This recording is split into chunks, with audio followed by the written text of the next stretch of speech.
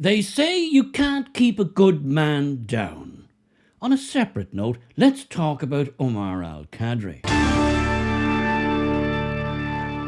Yes, it's that man again. And sorry, I did undersell him there slightly. He's Dr. Umar al Qadri. He's a doctor because he says he is. And if he says he is, then that's good enough for me. I was thinking of styling myself as Dr. Derek Domino, just to give myself an extra bit of oomph, just to give a bit of extra gravitas. I think it has a certain ring to it, dare I say, a certain charm to it. Dr. Derek Domino. What would I be a doctor of? Who cares? If I say I'm a doctor, I am. And that's good enough for me, and it should be good enough for you. Now, why is the irrepressible, the incorrigible Dr. Omar al Qadri back on my desk, passing across my desk again? Well, this man is absolutely unstoppable. This guy's incorrigible. He is very active on social media, and that's all to the good, because it lets us all know what that man thinks at any given time and about any given topic. In the Quran, chapter number 9, verse number 29, Allah subhanahu wa ta'ala orders the Muslims to kill the Christians, Jews, and if they do not surrender, then they have to pay jizya. He's, as we say, doesn't hide his light under a bushel. And I say, bravo, good sir, you should never do that, because we want to know what you think, and we want to know why you think it. There are those in his community who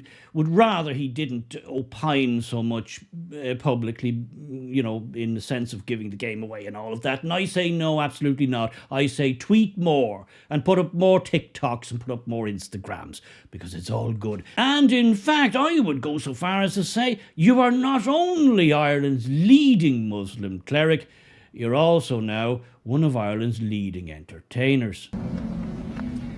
Hi guys, this is the life. So keep it up, dear boy, at least until your deportation orders come through. But what's he been up to lately, I hear you say? Get on with it, man. We don't have all day, and indeed you don't. Well, he was opining very recently on a very sad and tragic case that happened in Holland. A young girl, we call her Lisa, well, that is her name. The family didn't want the surname released, and I certainly won't be releasing it here. She was brutally attacked, murdered by an immigrant. Holland has many of them, of course, we all do. An African immigrant stalked her, followed her home late one night, and look, you know the story. It's happening all the time. She was viciously, brutally murdered in the worst possible way.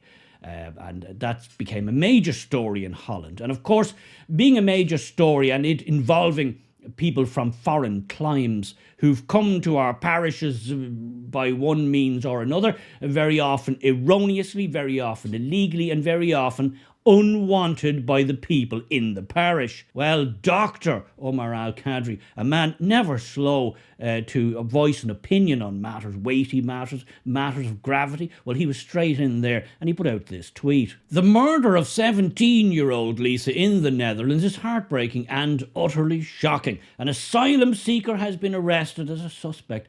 My prayers go out to the family and all those affected by the tragedy. Although men are the source of violence against women, we must also face a painful reality.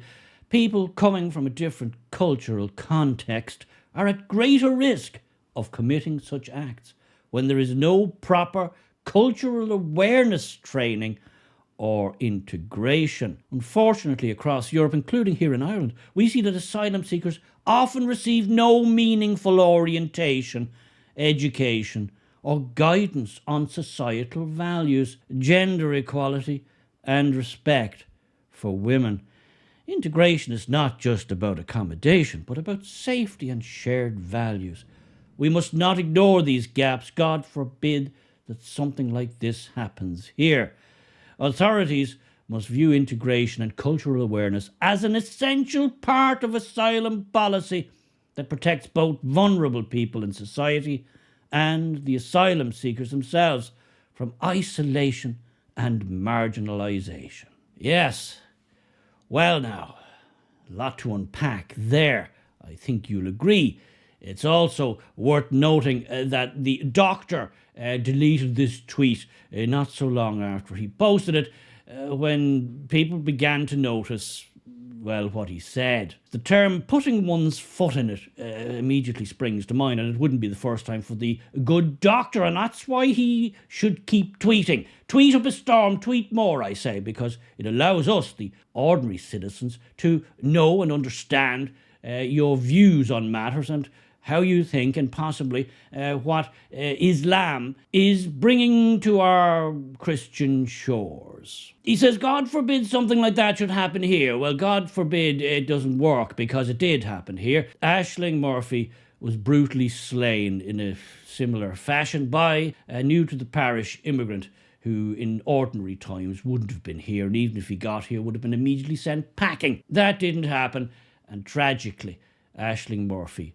is left us far too soon. Beautiful Irish girl. But here we go. Let's get into it, shall we? Because many of you, if not all of you out there, and certainly me included, were thinking to yourselves that, okay, these heinous, evil, abhorrent crimes are being committed by bad men who shouldn't be here. But in actual fact, according to Dr. Umar al Qadri, it's not their fault. In reality, it's actually our fault. There was us thinking it was their fault for committing these heinous crimes, when in fact, all the time, it was really our fault. There I was thinking it was your fault because you've been left in charge, or Manuel's fault for not waking you, and all the time it was my fault. Oh, it's so obvious now. I've seen the light. Well, I must be punished then, mustn't I? You're a naughty boy, Don't do it. As he says in the tweet, it's worth unpacking this because, as I said, we need to know what their new to the parish people actually think and what they believe is normal. He says that people coming to this to Western societies, Ireland, Britain, the continent, well, they come from a different cultural context. Okay, that's fair enough. So abusing women, attacking women, sexually assaulting women, murdering women, yeah, I don't know if that's, no matter where you come from. I think the human species, as a species, should have developed to a point where we know that's not right. We know that's wrong. I don't think you need to take a class. You don't need a diploma or a degree from a university to understand that's wrong. What's the answer to that? People coming from all these places, well, we just have to give them night classes, perhaps, give them free education, teach them not to abuse and attack and sexually assault and murder women. Would it just not be easier to just not let them in? Would that not be a plan there? Would that not cut out a lot of the steps? Why not just not let them in? How about that one? Sorry, too simple, is it? Am I being too simple there? Is that too simple a solution? Is that too logical a solution? He says in the tweet, and look, he took time to type this out. This wasn't just something that he rattled off, a five-word tweet that you just banged out and forgot all about. No, he sat down and thought about this, and he worded it, and he scripted it, and he put it out publicly. He says, seemingly defending these asylum seekers from some of the worst, backward, despicable, dysfunctional societies in the world, seemingly defending them, saying they often receive no meaningful orientation or education or guidance on societal values. Really? Do we have to teach people now that, maybe you shouldn't murder women? That's kind of frowned upon. Is that where we're at? Is it really our fault? We were thinking it was their fault, but in fact, no, it's our fault. It's our fault for not training them, for not teaching them, for not showing them the way. Integration, he says in the tweet, is not just about accommodation, it's about shared values. Well, how about this? There are no shared values. Very, very few, if any, between our culture, our society, our way of life, and people from the hills of Afghanistan who have a very, very different view on society, on women in particular, and children. No, there is no shared value. So why are they coming here? Why are we allowing them come? I can understand why they want to come here. I mean, who doesn't want to be Joseph Pushka and live off the state, free gratis in a 5-bedroom house gifted by the council and never work a day, and then end up murdering a beautiful, beautiful young Irish girl, Aisling Murphy, in the prime of her life with her life ahead of her. Well, who doesn't want to be Joseph Pushka and his family? Of course I understand why they want to come here, but why are we allowing them to come here? And why is Dr. Umar al Qadri, seemingly on the basis of what he has written himself, this is not conjecture, this man wrote this, he put it out in his own account, I'm showing it to you, there it is, in bold face, defending, at least that's what it looks like to me, maybe you have a different view, but the wording here, and I can read it as well as you can, seemingly defending these migrants who come from places they should not be allowed in from, defending that, well, look, of course they're going to go off the reservation and abuse women and do things to children on all kinds of heinous acts that we would consider abhorrent here and always have. Of course they're going to do that because they haven't been trained properly. And whose fault is that? Well, of course, it's Western society's fault. It's not their fault for doing the acts. It's actually our fault for not teaching them and telling them and training them not to do the acts. Well, I must be punished then, mustn't I? You're a naughty boy, Don't do it! I don't buy it. I'm not buying that for 1 second. Not for 1 millisecond am I buying that nonsense. If you don't understand, as a human being, as a sentient, living, breathing, you have a brain, you have a mouth, you have organs, you have arms and legs, limbs and whatever. If you don't understand, listen, I really shouldn't kidnap and torture and torment and abuse and sexually assault women or children. Then I don't want you here. I don't want you anywhere near me. I don't want you anywhere near my family. I don't want you anywhere near my society. There you go. Simple. Until yesterday, I think everybody understood that. Until yesterday.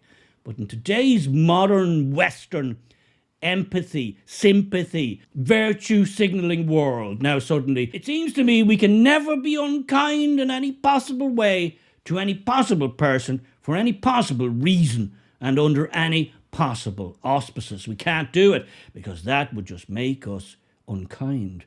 And Lord knows we can't be that. Is there anything worse than being unkind? I'll tell you what's worse than being unkind. Having your women and children abused, sexually assaulted, kidnapped, raped, murdered.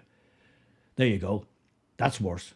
That's a hell of a lot worse. So if it takes a bit of unkindness by telling Abdullah from the foothills of Kashmir that he's not allowed in because he doesn't have the proper paperwork, he doesn't have a visa, he has no skills, he can't speak the language, and he comes from a culture that, well, let's just say, does not chime with ours in all the proper ways.